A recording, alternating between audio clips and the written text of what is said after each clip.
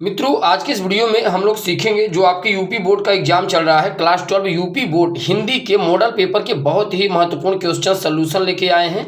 यहाँ पे आप देख पा रहे हैं, ये हमारे पास मॉडल पेपर है और ये हमारे पास सॉल्यूशन है। और यहाँ पर देखिए, ये किस वर्ष का मॉडल पेपर है, सन 2022 का मॉडल पेपर है। और इस वीडियो में मित्रों ये हम सॉल्यूशन आपके लिए ले आए हैं जो कि आपके लिए क्लास 12 हिंदी के बहुत ही महत्वपूर्ण क्वेश्चन सॉल्यूशन है।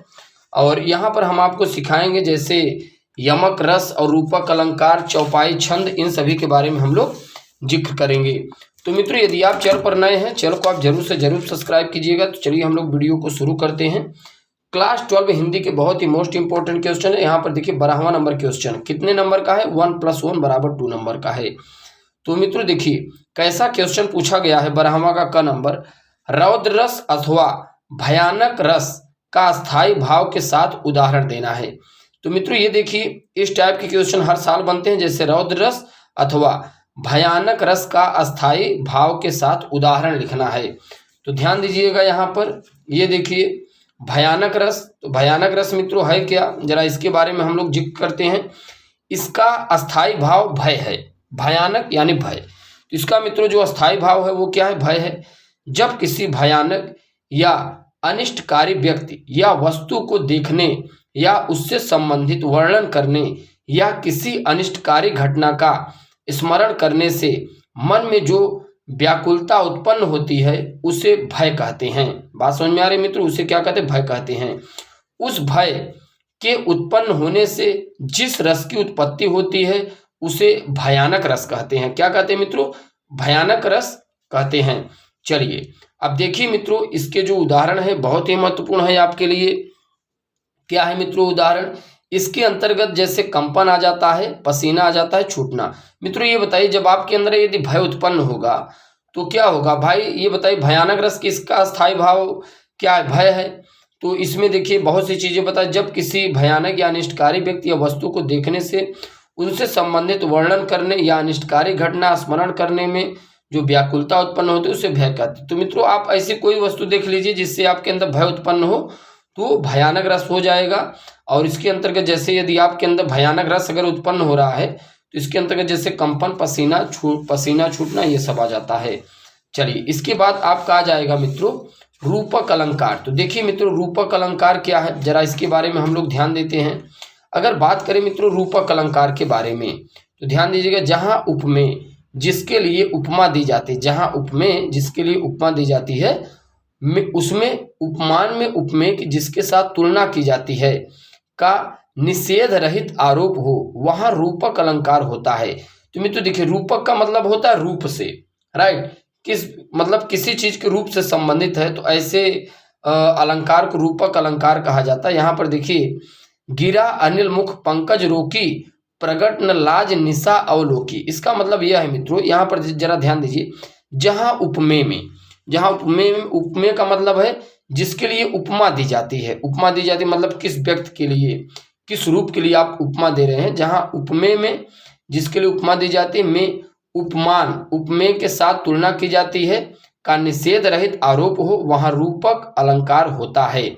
बात समझ में आई। चलिए अगला क्वेश्चन देखते हैं। देखिए ग नंबर का जो क्वेश्चन है क्या है मित्रों, ग नंबर का है, चौपाई छंद अथवा कुंडलिया छंद का लक्षण उदाहरण सहित बताइए। चौपाई छंद अथवा कुंडलिया छंद लक्षण एवं उदाहरण सहित बताना है। तो चौपाई छंद अथवा कुंडलिया छंद का लक्षण एवं उदाहरण सहित, ये भी 1 + 1 = 2 नंबर का है। तो हमने आपको 4 नंबर के क्वेश्चन हल करा दिया। अब 6वां नंबर आप देखिए, ये भी आप हल कर लेते हैं, 6 नंबर आपका पक्का हो जाएगा। तो चलिए पहले आप प्रश्नोत्तर संख्या डालेंगे, फिर आप लिखना शुरू करेंगे। और देखिए कैसे आप लिखेंगे, चौपाई सममात्रिक छंद है, उसमें 4 चरण होते हैं और प्रत्येक चरण में 16 मात्राएं होती हैं। कितने मित्रों, और प्रत्येक चरण में कितनी मात्राएं होती है, 16 मात्राएं होती है। अंत में यहाँ पर देखिए, अंत में जगड़, जगड़ मतलब ये जगड़ का ये मित्र क्या है, मात्रा है, अथवा तगड़, तगड़ का ये तगड़ का मात्रा है का प्रयोग नहीं होना चाहिए, अर्थात अंतिम 2 वर्ण लघु नहीं होने चाहिए। तो मित्रों अंतिम 2 वर्ण लघु नहीं होने चाहिए। चौपाई छंद में जरा ध्यान दीजिए, चौपाई सममात्रिक छंद है। सममात्रिक मतलब कि मात्रा पाई संबंधित होता है। इसमें 4 चरण होते हैं और प्रत्येक चरण में 16 मात्राएं होती हैं। तो जरा आप ध्यान दीजिए, तो ये पूरे मात्राएं हैं, दिया गया है।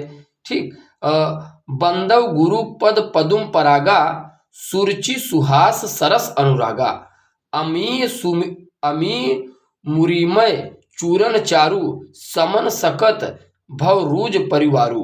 राइट, तो इसमें आप देख पा रहे हैं 16 + 16 बराबर कितनी मात्राएं हैं? 32 मात्राएं। 16 इसमें है और 16 इसमें, तो कुल कितनी मात्राएं हुई? 32 मात्राएं। तो ऐसा मित्रों यदि आपका कोई अगर चौपाई छंद होता है तो ये आपको ध्यान में रखना है। चलिए अब इसमें मित्रों आगे देखते हैं मॉडल पेपर में क्या दिया हुआ है, इसके बारे में भी हम आपको बताते हैं। 12 नंबर का हो गया मित्रों, 12 नंबर आपका 6 नंबर कंप्लीट हो गया। इसके बाद देखिए इसमें क्या आ जाता है, किसी दैनिक जीवन पत्र के संपादक के नाम पत्र लिखना है जिसमें शहर में फैली संक्रमण बीमारी प्रति नगर स्वास्थ्य अधिकारी का ध्यान आकर्षित करना है। तो मित्रों पत्र लेखन है, 4, 2, 6 नंबर का ये आता है। तो जरा इस पर हम लोग ध्यान देते हैं क्या इसमें बताया गया है। कैसरा मित्रों था ये? 13वां नंबर था। तो चलिए देखिए मित्रों ये है पत्र लेखन, आप लिखेंगे कैसे। हालांकि यहाँ इसे कट कर दिया गया है तो ये शायद सही नहीं है। तो मित्रों चलिए इसमें सही नहीं लिखा गया है और यहाँ हमने आपको 12 नंबर क ख ग घ ये सब हल कराया। ठीक, चलिए मित्रों इसके आगे हम 11 का क ख ग घ हल करा देते। देखिए 11 नंबर क्वेश्चन क्या है, निम्नलिखित शब्द युग्मों का सही अर्थ चयन करके लिखिए। जैसे अंश अंश, सही शब्द इसमें क्या होगा? ठीक, तो ये आपको चूज करके लिखना है। 11 का क नंबर देखिए कौन सा सही है। 11 का मित्रों अगर आप क देखेंगे, 11 का क देखेंगे तो यहाँ पर देखिए जो सही है, यहाँ पर देखिए कंधा और हिंसा, बातें और हवा। चलिए आगे देखिए ख नंबर देखिए, पतंग का क्या है? पतंग देखिए इसमें, यहाँ पर देखिए ख नंबर क्या है?